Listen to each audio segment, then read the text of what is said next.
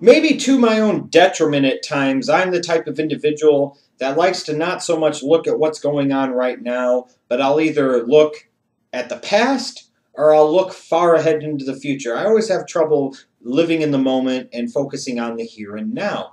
And I do that especially with the teams that I'm a fan of, whether it be the Bears or the Bulls or the Cubs, what have you. But I also do it with professional wrestling, and in particular with the WWE. I've been a WWE fan for over 25 years now, and I've seen a lot of changes in this company over the years. You know, it used to be WWF, now it's WWE. They used to have big-time competition from WCW and ECW, and now there is none.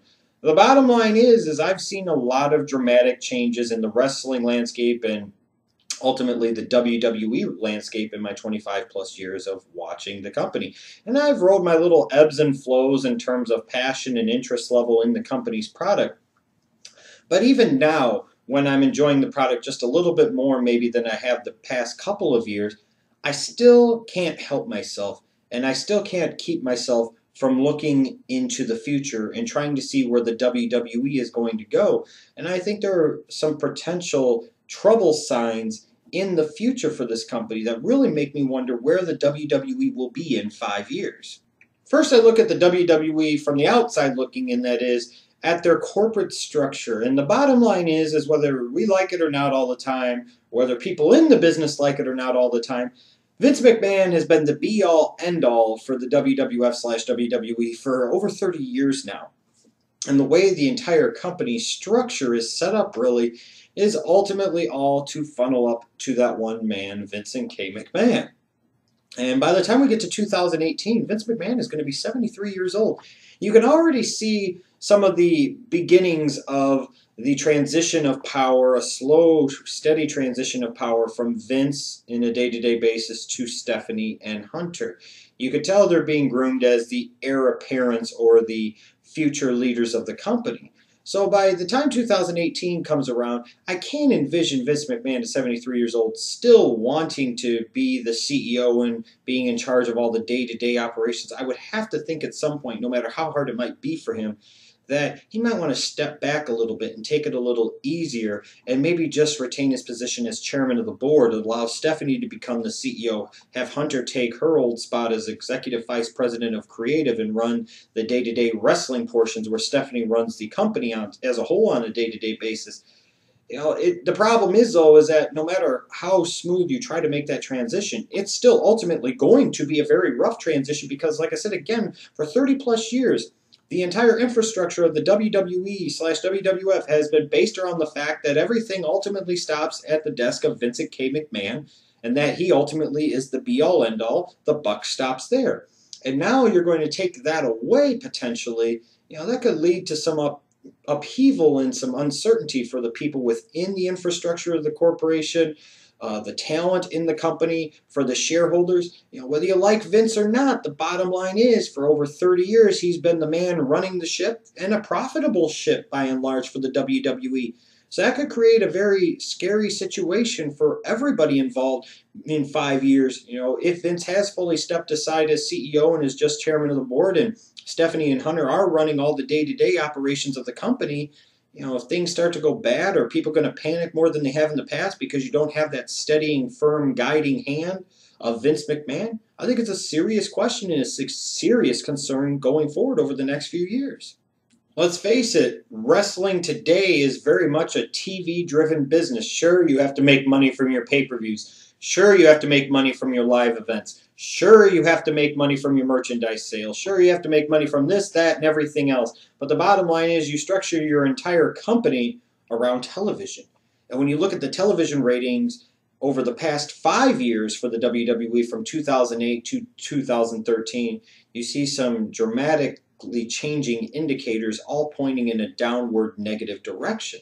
Like, I'll give you an example. The November 10th, 2008 edition of Raw only had a 2.7 rating. You could say whatever you want about the Nielsen rating system, but the bottom line is advertisers base their ad purchases off of this. Shows by networks are measured off of these rating systems, so they are what they are, but this is the measurement that's in place. 2.7 rating, but that equated at the time to 4.6 million viewers. Now, you go to the November 11th, 2013 edition of Raw, as close as you can get to 5 years later. Same type of conditions, going against Monday Night Football and other Monday night primetime shows on cable television and on regular free over-the-air TV. Raw did a 2.73 rating, which you'd say, oh, they improved. Yeah, but the problem is they averaged 3.768 million viewers. So that's almost a million viewer decrease in a 5-year stretch. Now, you could see this bear out in the other numbers, even though past couple of years during football season, you would sit there and see, like last year, it was all the talk of Raw getting a 2.9 or a 3.0 every week. The year before that, it was a 3.0, a 3.1, a 3.2. The year before that, maybe a 3.2, a 3.3, a 3.4. And now you're at the point where you're not only getting underneath a 3, but you're getting very close to that 2.5 mark, which is going to get you very close to everybody in that company panicking, because if you get to the point where you're at a 2.5, you're maybe only going to be averaging about 3.4 to 3.5 million viewers. That means that your audience is dwindling week by week, month by month, year by year.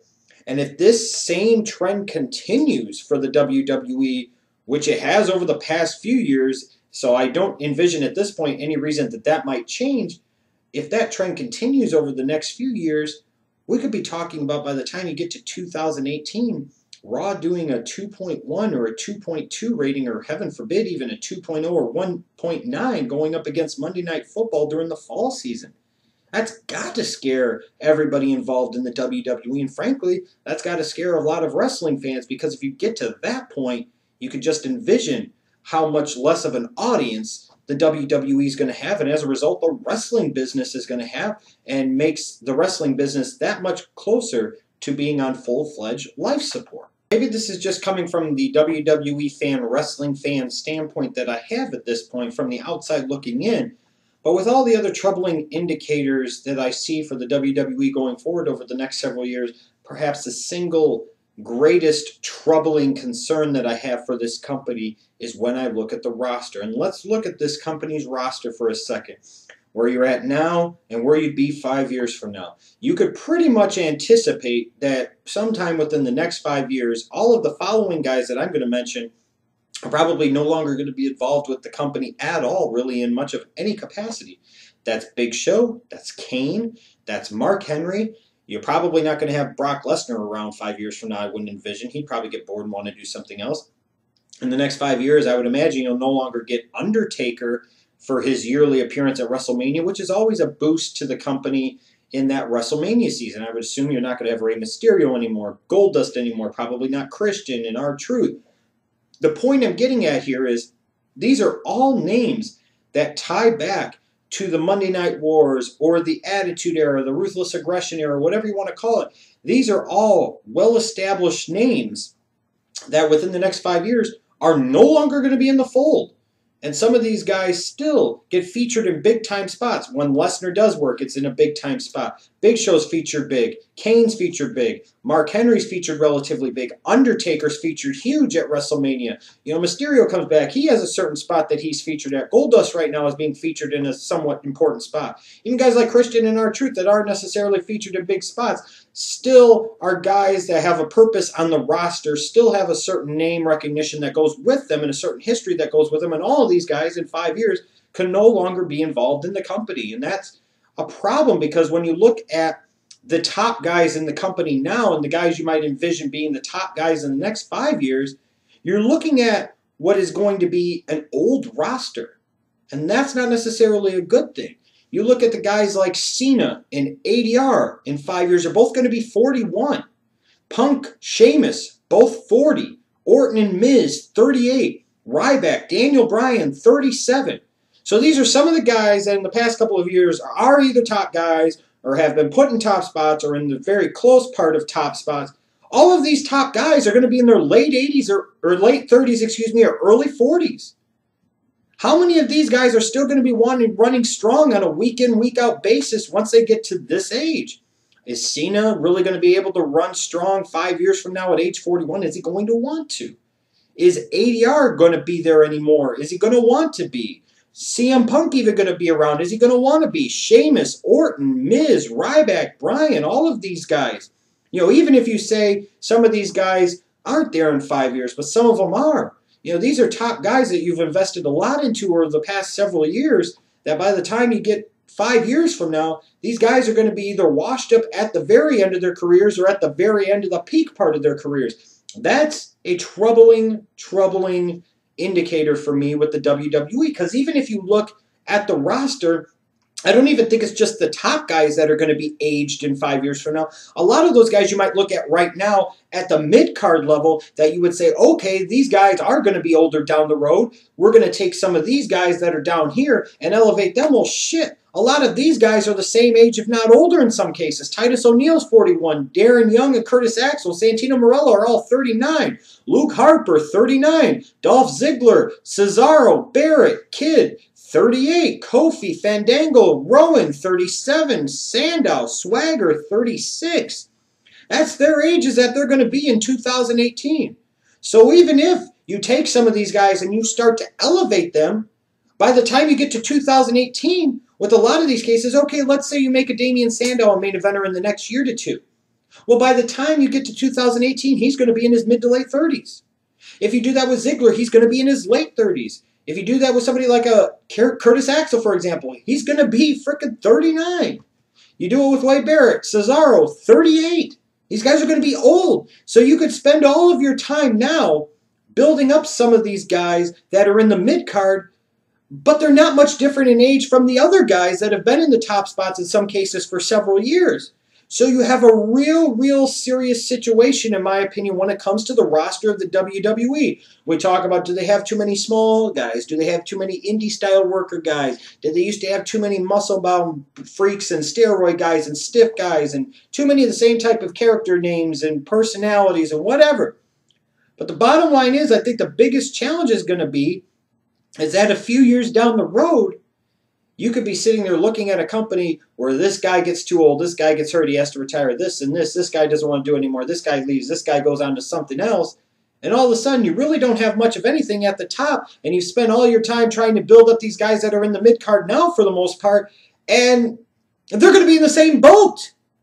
To me, here's the way I look at it at this point, is that if you're trying to build something, do you want to build something for success just in the next 2 to 4 years?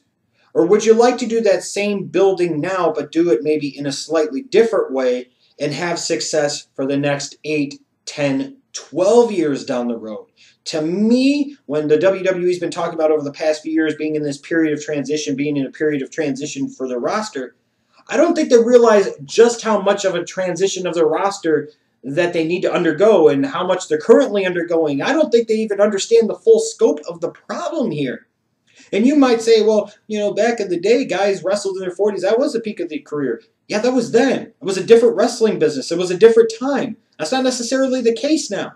How many guys do you have over 40 in WWE anyways, in WWE, currently working for the company on a week-in, week-out basis? The answer is not very many. So you could take a lot of these guys that I mentioned that were aged 36 to 41 between the top guys and a lot of the mid-card guys that you would envision maybe taking some of those top spots. And you realize, holy shit, we've got a bit of a problem here.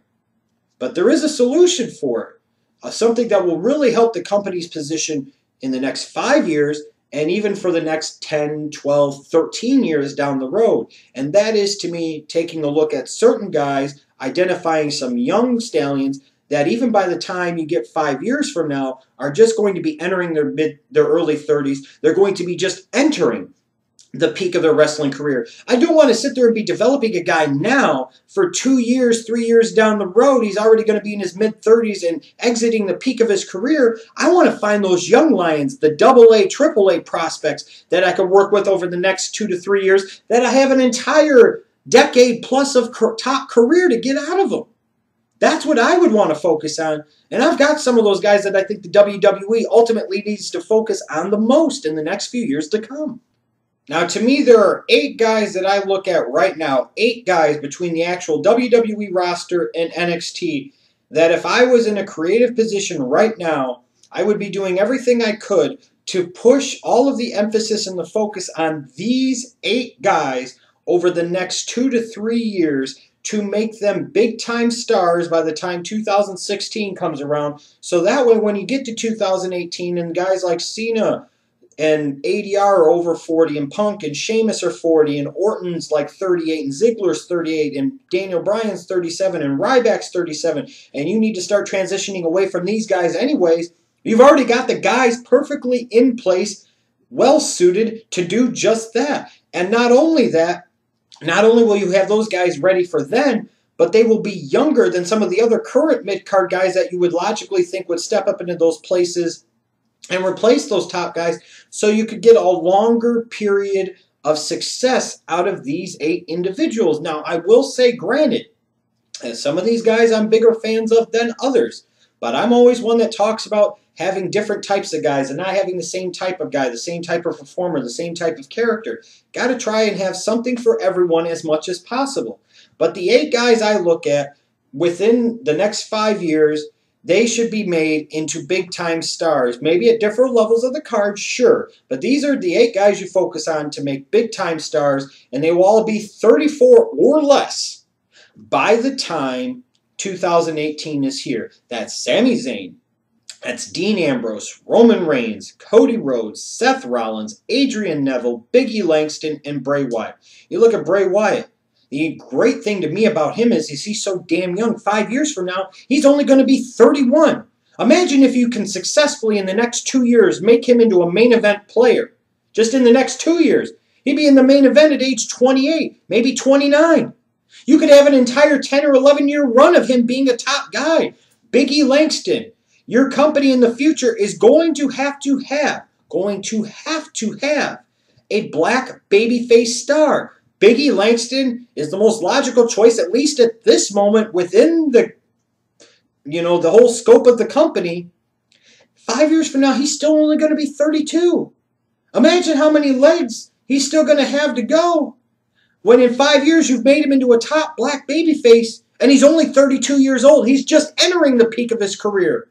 Adrian Neville will only be 32 5 years from now. Seth Rollins will only be 32 5 years from now. When I look at it right now, from a creative standpoint, would I rather put a lot of emphasis into a guy in Dolph Ziggler who's had years of television exposure, who's been put into some important spots in the past, and is already 33 years old? Or would I rather take a guy in Seth Rollins who could probably do a lot of the same things that Dolph Ziggler does, and take a chance that more time in my system, he's going to get even better, so that way by the time he gets to 32, 33, he's going to be better than Dolph Ziggler could ever be and still have several more years as a potential top guy. You look at a guy like Cody Rhodes or Roman Reigns or Dean Ambrose. These are all 3 guys to me that scream out future main event stars for the WWE. You take everything that you can and you roll it into these 3 guys in Cody Rhodes' case, it might only take a year. Roman Reigns and Ambrose might take 2 years, might take 3. But you do things right, and you focus on these guys, and you push these guys. Yes, maybe at the expense of guys like Ziggler and Cesaro and Barrett and Kofi and Sandow and Swagger. What you're going to do is you're going to create a young stable of studs, and I really mean this, a young stable of studs capable of carrying your company not only 5 years from now, but 10 and in some cases even 15 years from now. That, to me, is one big-time way that the WWE can ensure its long-term success and viability as a sports entertainment wrestling company. Not focusing on the here and now, not focusing on building up guys that'll be good for the next 3 to 5 years, but focusing on those guys that you can build up in the next 2 to 3 years, maybe 4 to 5 years, depending on who it is. Sometimes it takes longer than it does with others. That by the time they get there, they're going to just be beginning to entering the peaks of their careers, and you have another 5, 7, 10 years on top of it. I mean, seriously, why would I focus on Damian Sandow when I could focus on Cody Rhodes, who is younger? Why would I focus on an Antonio Cesaro when I could focus on a Seth Rollins? Why would I focus on a Dolph Ziggler when I could focus on a Roman Reigns? Why would I focus on somebody like a Curtis Axel when I could take that time and invest it in a Dean Ambrose? Why would I focus on Kofi Kingston when I could focus on Big E Langston? You get what I'm saying here? I hope you do.